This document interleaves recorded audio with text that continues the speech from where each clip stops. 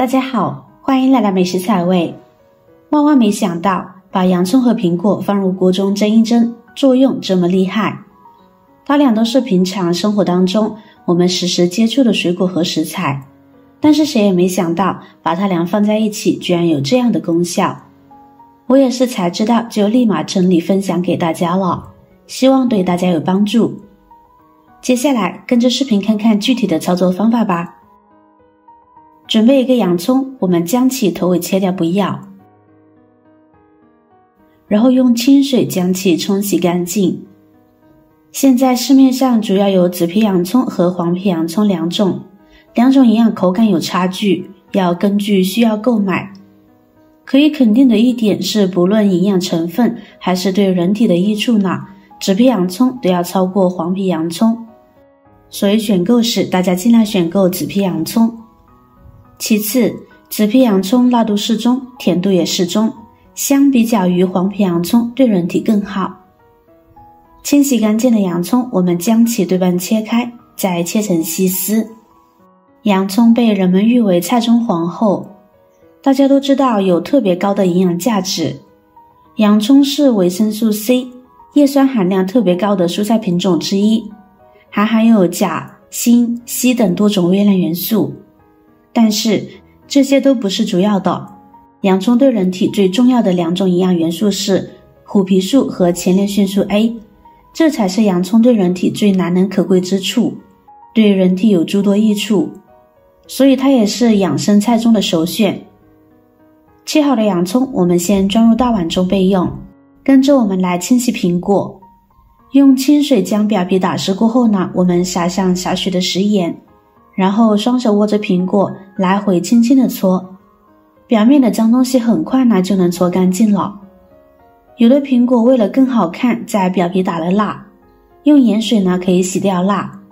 这样清洗的原理是利用了盐的小颗粒状态，增强了摩擦，而且食盐也有杀菌消毒的作用。这样清洗呢，既能拥有果皮的高营养价值，又能免除削皮的苦恼，还不会有洗洁精残留物，一举多得。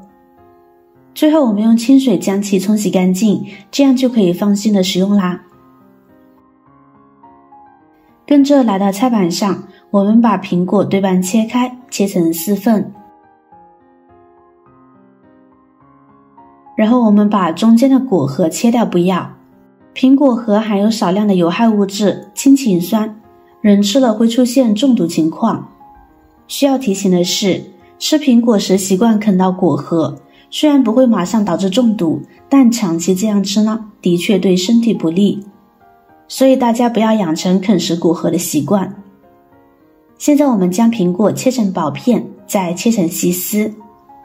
都说苹果带皮吃营养价值会更高，是因为苹果皮中含有丰富的膳食纤维，能帮助消化。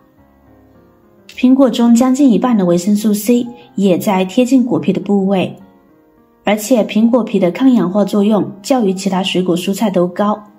比起生物活性物质，吃苹果皮对健康是有益的，所以大家呢不要嫌清洗麻烦。好了，苹果切成这样的细丝就可以了，这样营养更容易释放出来。现在我们将其一同装入大碗中，然后戴上手套，下手把洋葱丝和苹果丝抓拌融合，洋葱结块的将其撕散开。亲爱的朋友们，制作视频不易，您的每一个留言和每一个点赞、关注都是我前进的动力。如果觉得我的视频对您有帮助的话，请您给我点个赞吧，感谢您的支持。好了，现在先放在一边备用。这会儿我们准备一个大一点的碗，然后往里边呢再倒扣一个小碗，跟着我们把洋葱丝和苹果丝均匀地摆放在碗的边缘。之所以这样摆盘，是利用一个大碗和一个小碗做蒸骨，碗倒扣在盘子中间，这样蒸好后汤汁就都在小碗里了，就可以省去了过滤的步骤了。好了，全部装好，接下来蒸锅烧水，水开后我们将其放入蒸锅中，盖上盖子，大火蒸20分钟左右，把食材蒸至软烂脱水，这样苹果和洋葱里边的营养成分充分的释放出来，效果和作用才更好。时间到了，我们打开盖子看看。哇，好香啊，一股清香味扑鼻而来，特别是苹果的清香味，太好闻了。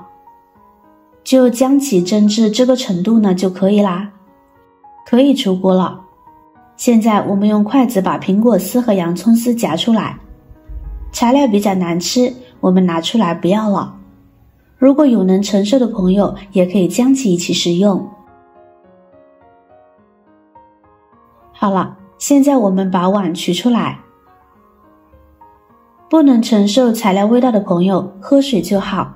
最后蒸出来的精华就是这么一碗，酸酸甜甜，味道还是不错的。倒入杯中，家里谁有需要呢，就可以直接喝啦。蒸出来的水呢，有点清甜味，呈粉色状，孩子呢也可以喝。咳嗽感冒，喉咙好是刀割最有效，早晚各喝一次，2天就好了。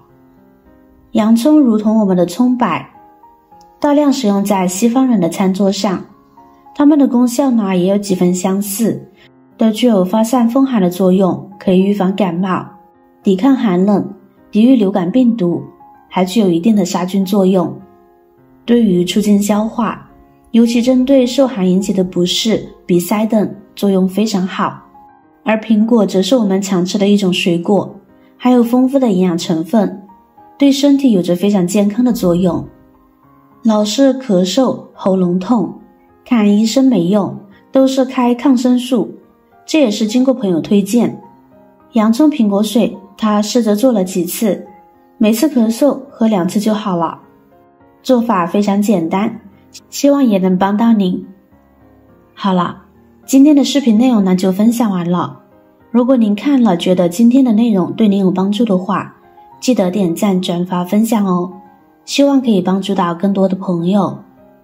点击我的头像，还可以观看更多的精彩内容。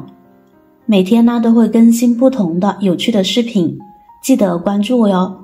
感谢您的支持，我是瑶瑶，我们下期视频再见。